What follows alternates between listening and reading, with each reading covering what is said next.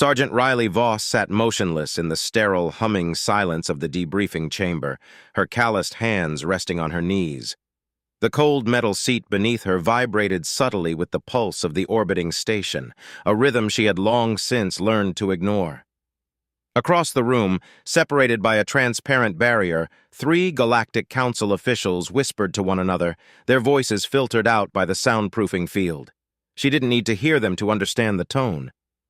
She had seen it before, on battlefields, in courtrooms, in backroom political meetings, where soldiers like her were treated like pieces on a board, disposable, predictable, replaceable.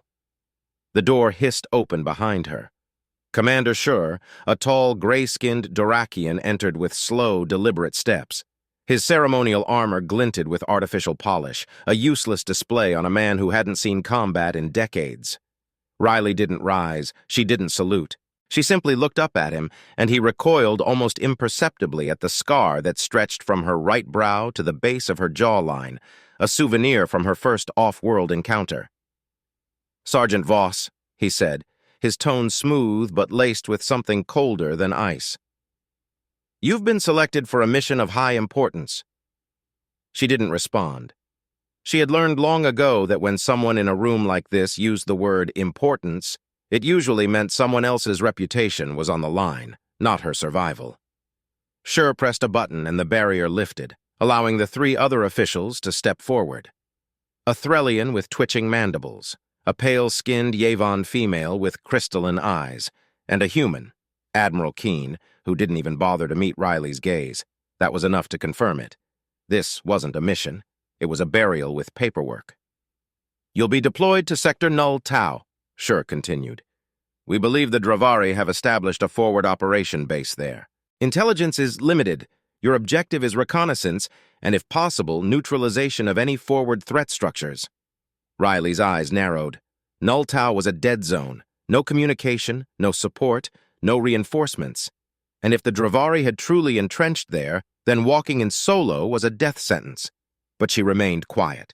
The silence stretched until it grew uncomfortable. Admiral Keene finally cleared his throat. "Sergeant," he said, "this mission has been approved by the Council's Strategic Oversight Division. Your success may define the course of the Dravari conflict." She looked at him then, really looked. Keene, who had once given her a commendation after she'd pulled 20 soldiers out of a burning transport on Tau Kresh. He didn't look like a leader now. He looked like a man trying not to show guilt. A man who'd signed a name to an order he hoped would never be traced back to him. Cowardice had a smell. She could feel it rise from his skin like steam. Still, she said nothing. Schur seemed pleased by her silence. "Departure is immediate. You'll be inserted by a stealth drop vessel. Equipment is preloaded to your specifications. We trust your resilience will be enough." One of the aides handed her a data pad. The contents flickered to life. Terrain maps, satellite scans, mostly distorted, and a blinking red dot where she was supposed to land. She scrolled through quickly. There was no extraction protocol listed, no failsafe, no emergency beacon, just a line that read, "Status, voluntary engagement." She looked up slowly. "Voluntary," she echoed, her voice low but firm. "Then let me make it official." All 4 officials seemed to stiffen slightly. "I volunteer," she said, her tone even. "You want me to vanish into the dirt? I'll do it. But remember this, if I come back, I won't be reporting to you." Without waiting for a dismissal, she stood, turned, and left the chamber. Her boots echoed in the long, curved corridor of the station, a rhythm of finality that none of the officials followed. She didn't need to hear their whispered discussions behind closed doors. The decision had been made days ago. This was just the ceremonial dressing before execution.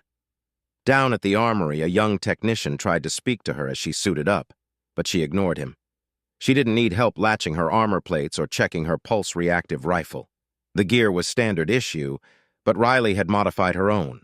The joints were reinforced, the helmet reconfigured for greater field scanning, and she'd hardwired her old Earth knife into her left gauntlet, a relic of terrestrial warfare that made most aliens uncomfortable. That pleased her. The drop vessel, a black-shelled pod with barely enough space to sit upright, waited on the loading platform. The pilot, an insectoid Chiron, didn't ask questions.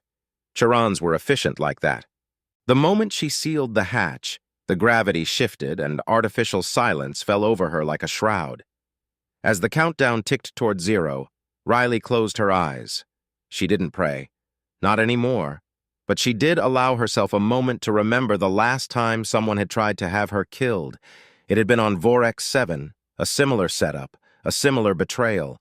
She had come back then, too, bloodied, broken, but alive. And that time she'd dragged 2 of her squad mates out with her. This time she was alone. The drop was fast. The pod tore through the upper layers of Null Tau's atmosphere like a meteor, dodging defense grids and cloaking pulses as it went. Through the reinforced viewport, Riley saw glimpses of barren terrain, jagged cliffs, ash-colored fields, and the faint blue glow of Dravari structures buried into the rock. Then came the impact, bone-jarring but calculated. She kicked the hatch open before the dust had even settled. The air was thin but breathable. Her visor adapted quickly. As she stepped out, she activated her internal scanner and locked the pod behind her. It would self-destruct in 3 minutes. She didn't look back. The wind howled low across the cracked earth. No signs of movement. No drones in immediate proximity. She moved fast, low to the ground, using the terrain to mask her thermal signature. She knew she had less than 6 hours before the Dravari noticed the atmospheric disruption. Maybe less. Her mind didn't wander. Not to the council, not to her past, not to the people who had signed her fate. Everything narrowed to breath, step, scan, shadow. Her mission parameters were meaningless. She had rewritten them the moment she stepped out of that chamber. She wasn't here to die quietly. She was here to make them regret letting her live.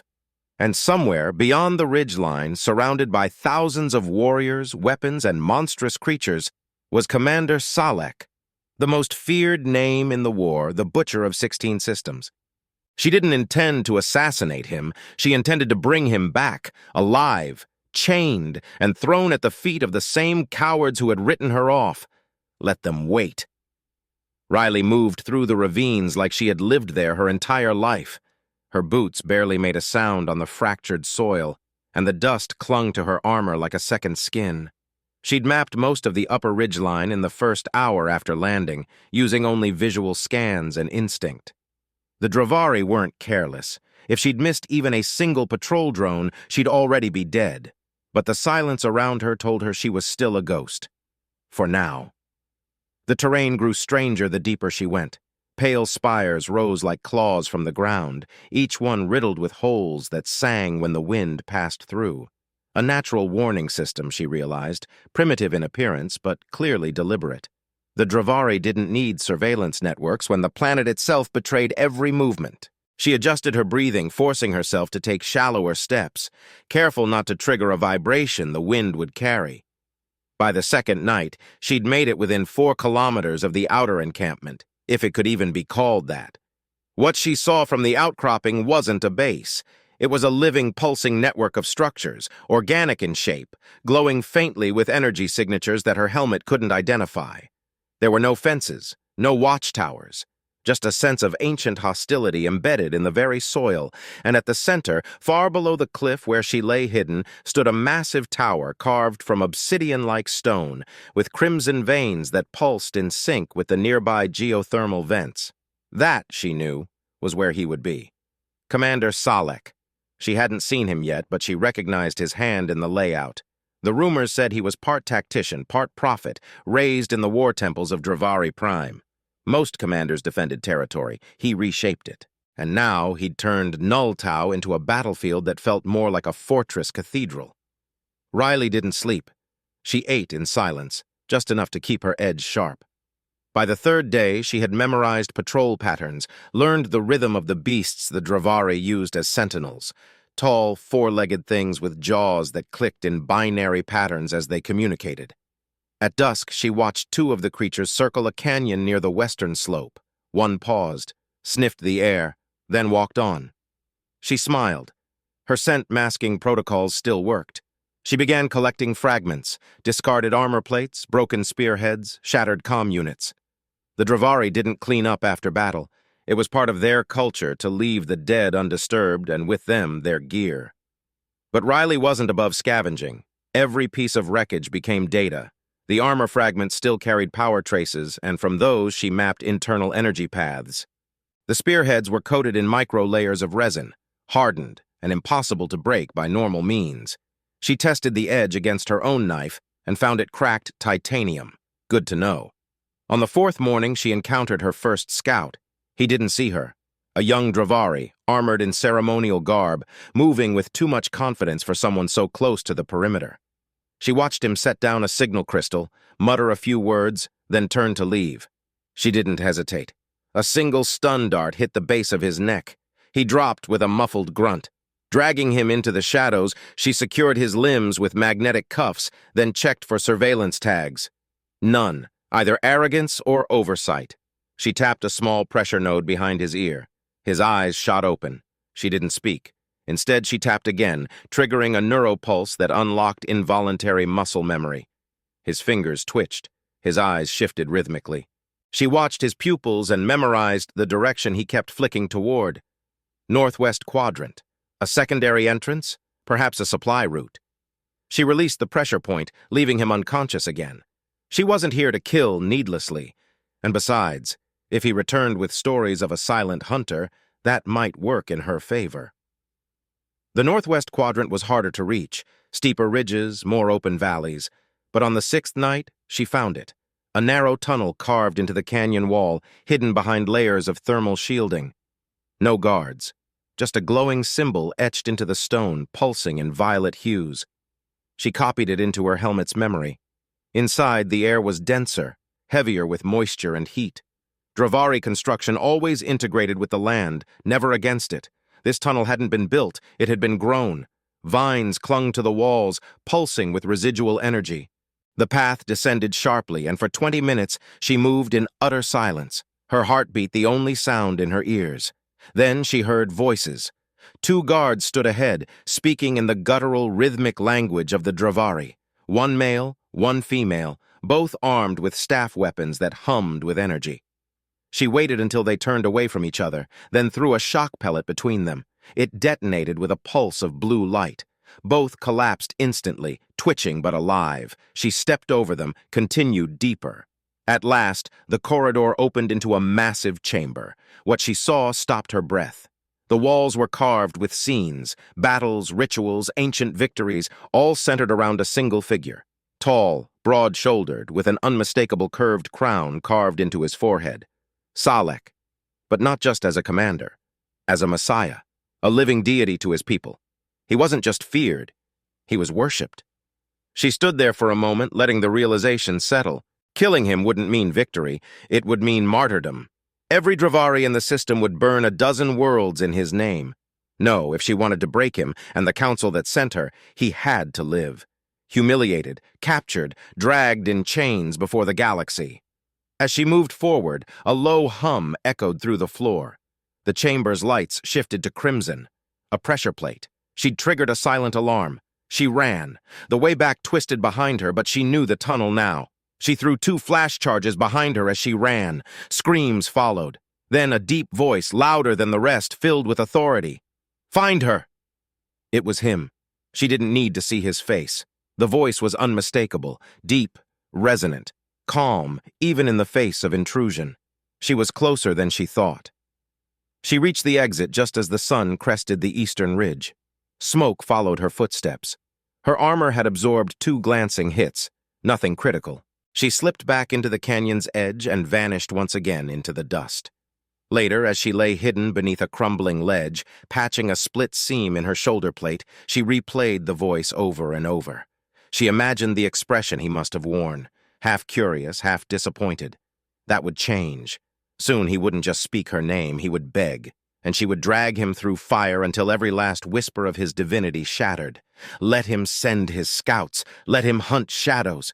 She was already inside his temple. She had seen the cracks. Now all that was left was to break him open.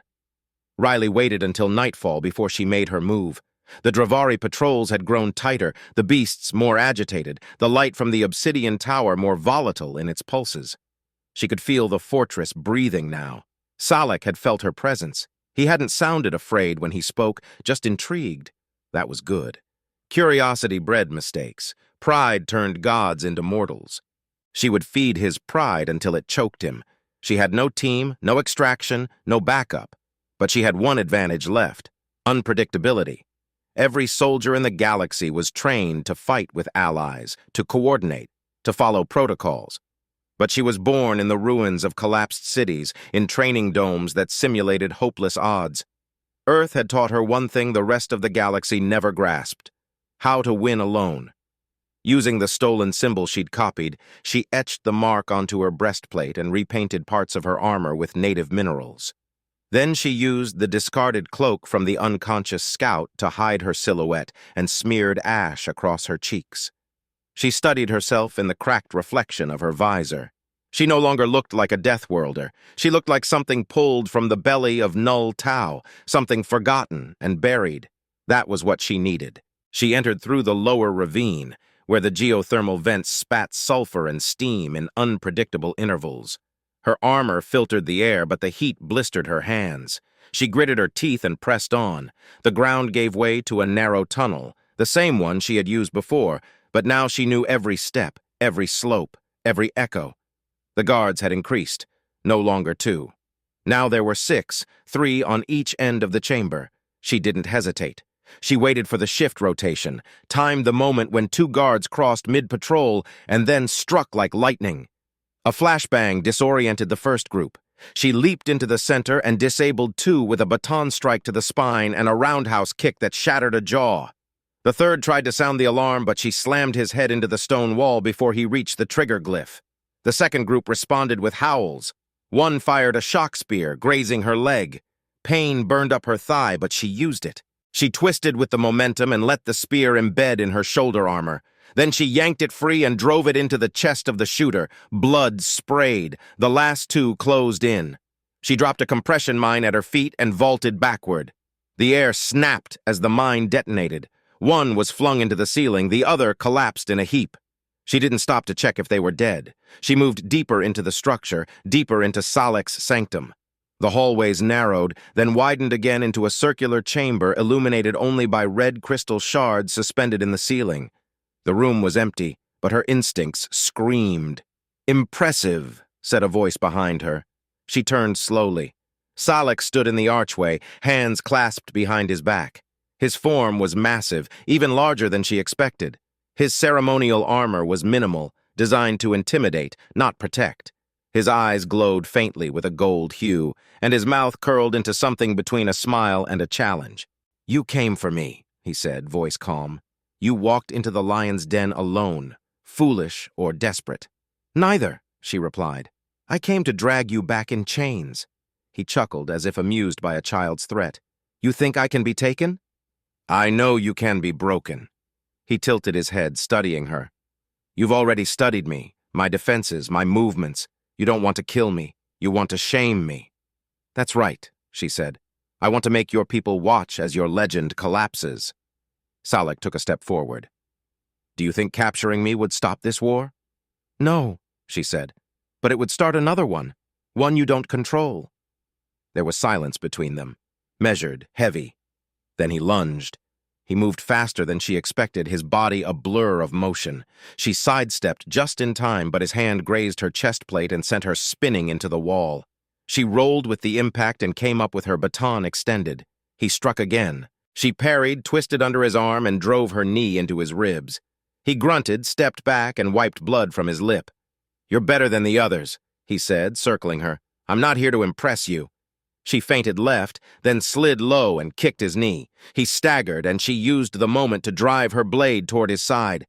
He caught her wrist mid-strike, but she released the weapon and slammed her head into his face. His nose cracked. He let go. She dove for her baton, rolled, and came up swinging. He blocked with his forearm, caught her leg with his other hand, and flung her across the chamber. She hit hard, but she had taken worse.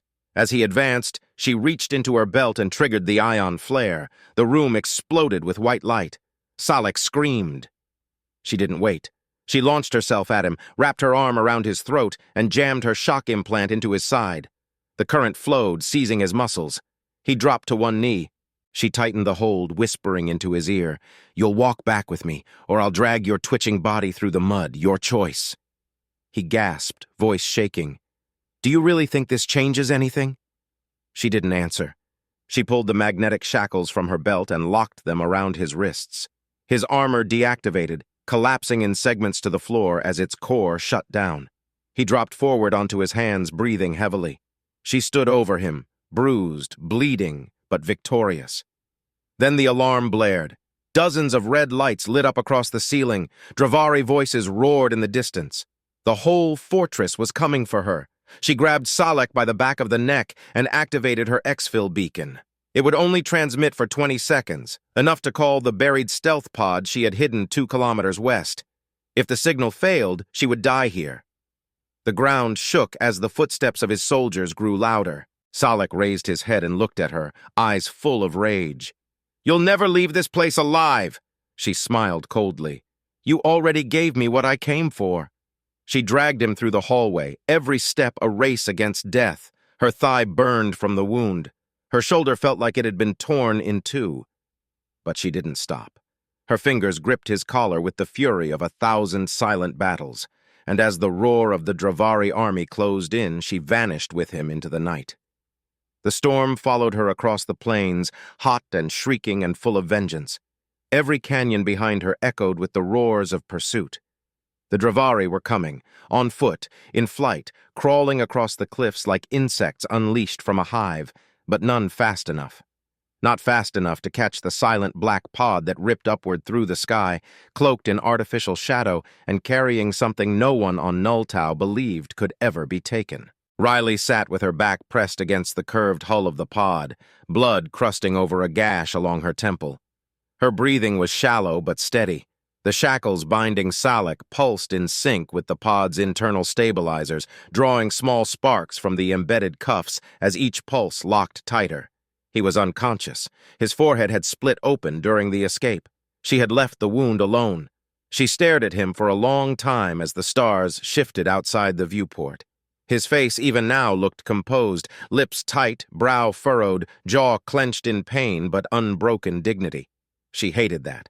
He didn't beg. He didn't curse. Even while being dragged through mud and rock, he remained silent, calculating. But it was over now. The pod reached orbit, then silence, then docking. The platform hissed open to cold white light and 4 armed guards with rifles trained low. Riley stood without speaking. Her armor was barely holding together. Her limbs burned with fatigue, but her spine remained straight. She gripped Salek by his collar and pulled him behind her like discarded cargo. No one moved to help. She stepped into the docking corridor and marched down the long hallway lined with polished steel and nervous glances. Every soldier she passed looked at her, then quickly away. Some stared at the blood smeared across her face. Others at the figure slumped behind her, recognition growing like frostbite across their expressions. No one spoke. The chamber ahead opened automatically. 2 doors parted, revealing the main hall of Council Command. Tiered seats surrounded a circular floor. Above her, dozens of voices murmured. She didn't look up. She walked forward, steps measured and slow. In the center of the floor stood Admiral Keen, flanked by security officers and a tall delegate from the Threllian Syndicate. Behind them stood Commander Schur, eyes unreadable, hands clasped behind his back. She stopped 5 feet in front of them. Then she let Salek's body drop. The sound of his weight hitting the metal floor echoed in the hall like a weapon discharge. Every whisper ceased. Even the delegates from neutral systems fell silent. The lights dimmed slightly, as if the air itself paused to process what had just entered the room. Keen was the first to speak.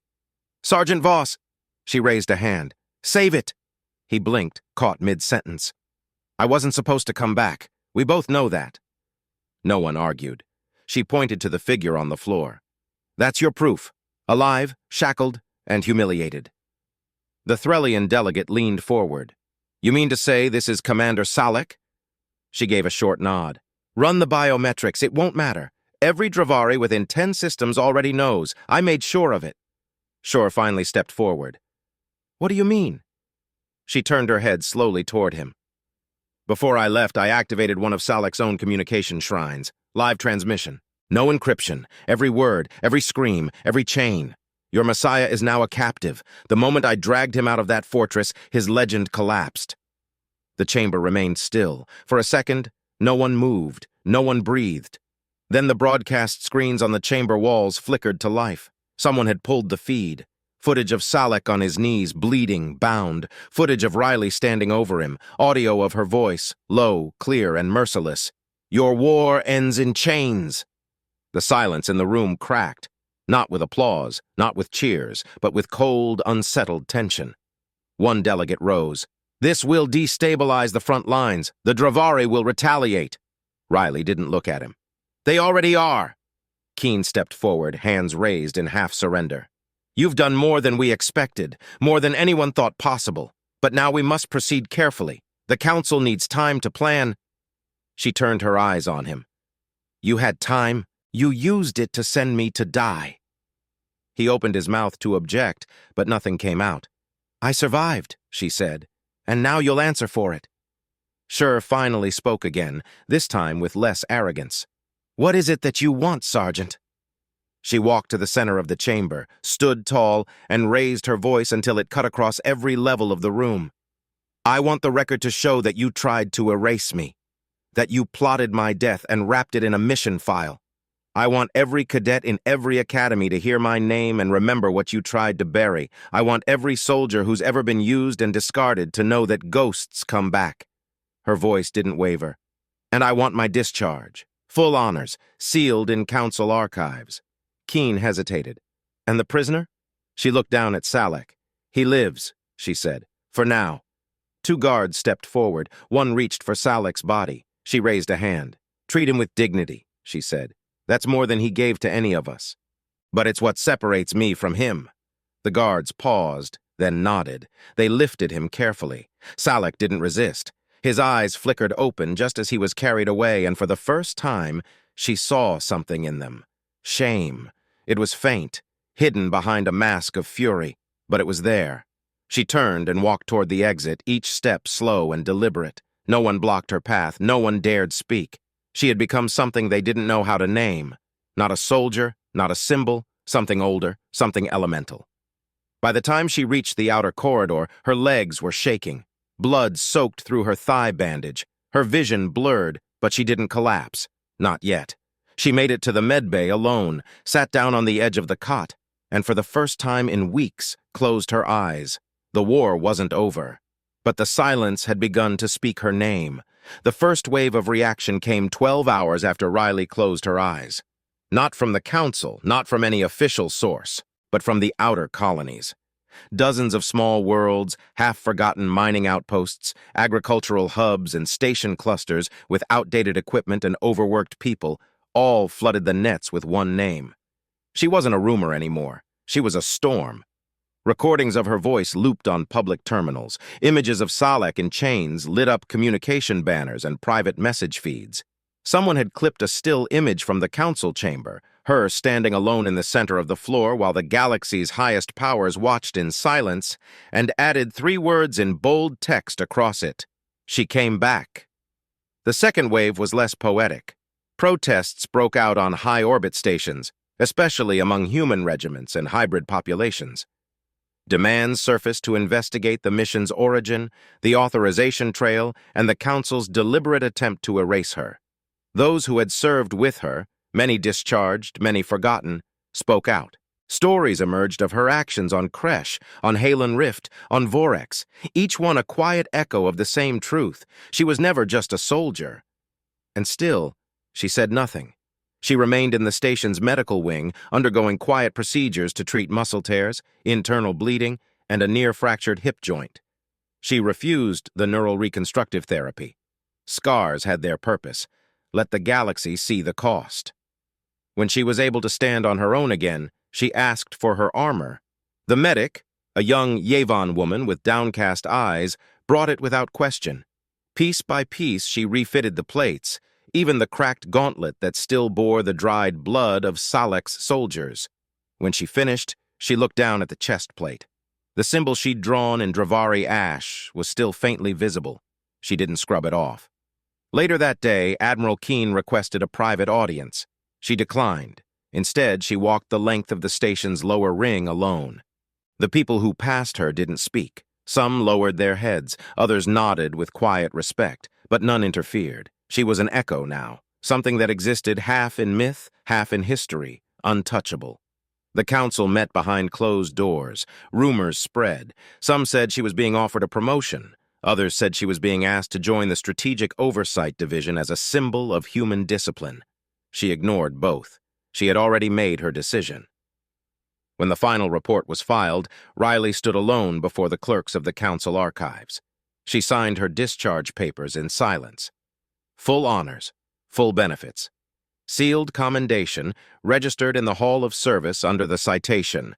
Mission completed against immeasurable odds. Sergeant Riley Voss. No ceremony, no applause, just a signature. She handed over her rank insignia. The clerk offered her a clean badge to keep. She refused it. "I don't need a symbol to remember what I survived," she said. The clerk didn't argue. As she stepped out of the archives, the corridor lights dimmed slightly, not in malfunction, but as a pre-scheduled power cycle. For a moment, the world was washed in shadow, and she liked it that way. A small transport ship waited for her at Dock C, tucked between a diplomatic freighter and a junker hauler loaded with supplies. The ship had no markings, no call sign, just a registration number and a pilot who didn't ask questions.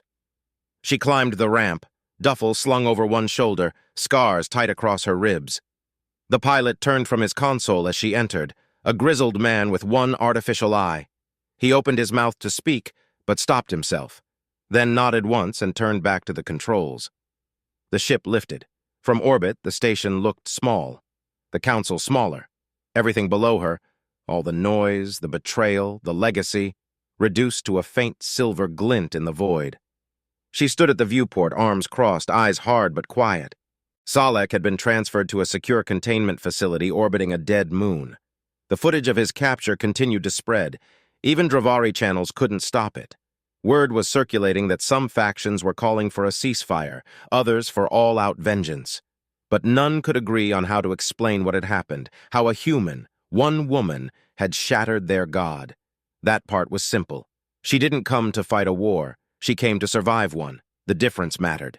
The pilot broke the silence over comms. "Destination?" She thought for a long time before answering. Then, "No destination, just away."